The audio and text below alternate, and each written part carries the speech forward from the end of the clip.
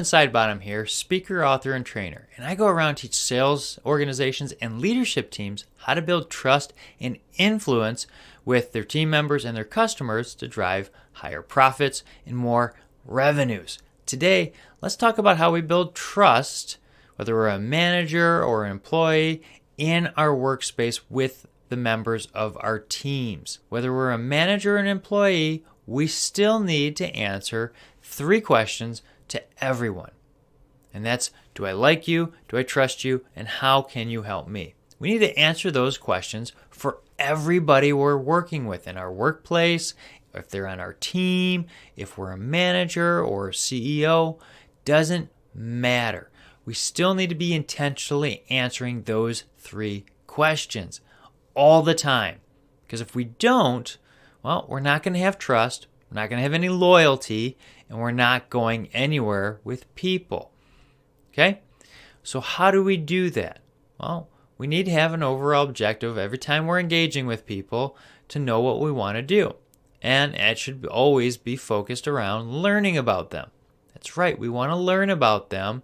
And how do we do that? Well, we have a game plan, and we focus on the house analogy that I teach in Trustworthy, and it will actually help you make your focus on them.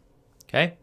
We need to make sure that we're also showing up in the right environments. If it's a noisy, lots of tools going around or banging, or it's a busy subway, we need to make sure we're pulling people off into a relaxed environment so people's anxieties go down. Because once anxieties go up, guess what happens? Stress goes up, walls go up, silos in your workplace. We don't want that. So we need to have a relaxed environment so we can actually talk with people and build those bonds.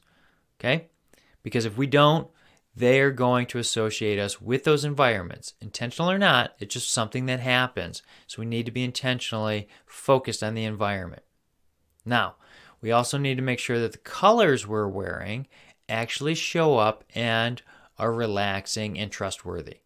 Now, people that come up in power ties, those, the deep reds and the deep blues that are really dark, those are people that are, wanting to show their authority.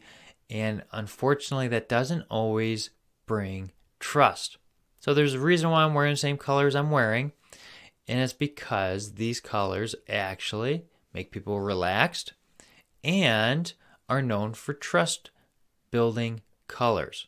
Okay? Now, again, I teach that. If you'd like, you can also read Robert Cialdini's book, Influence. Fantastic book. Teach you all the different colors. What do they do?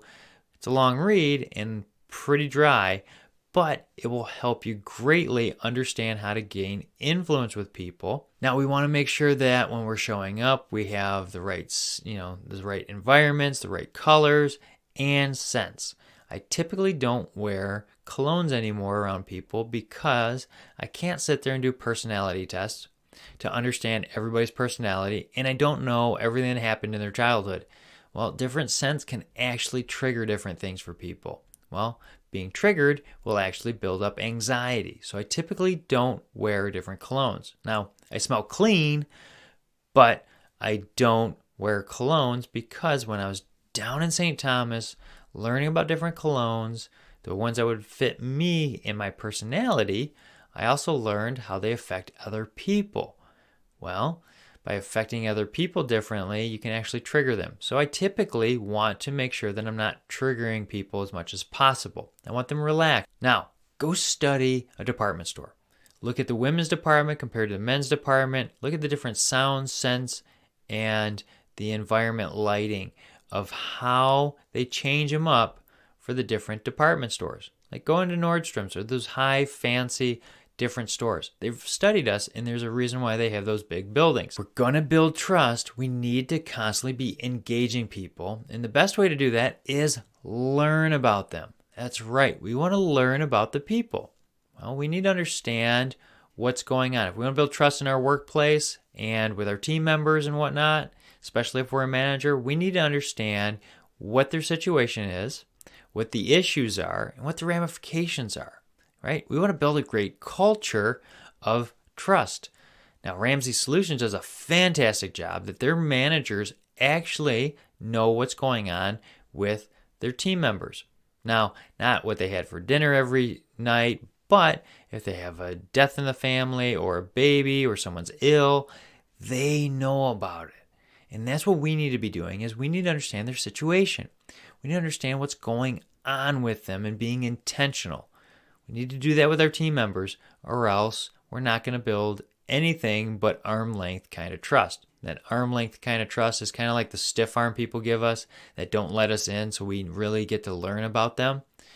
We need to have that encouragement and that trust with people. So we need to be asking those questions and learning about people, of what their issues, the situation, the ramifications, so we can help them. Because remember, the third question is, how can you help me? Pretty simple. We need to be engaging them. If you'd like to dive into it a little bit more, you can reach out to me. I've got contact links below. But here's another tidbit that I want you to remember. Always use a CRM, customer relationship management tool. Sales teams have used it for years. Most organizations have it. We need to be doing that for our team members, and especially if they work for us. We need to learn about those people, and having a CRM, we're populating about them, and every time we're learning about them, when we gauge them, well, guess what? We're going to build trust and influence and loyalty by doing this. So constantly be learning about them and populating your CRM, okay? If you like this video and it's helpful, hit like, subscribe, share it with somebody. That's why I do these videos, is to help you, all right? We'll see you next time.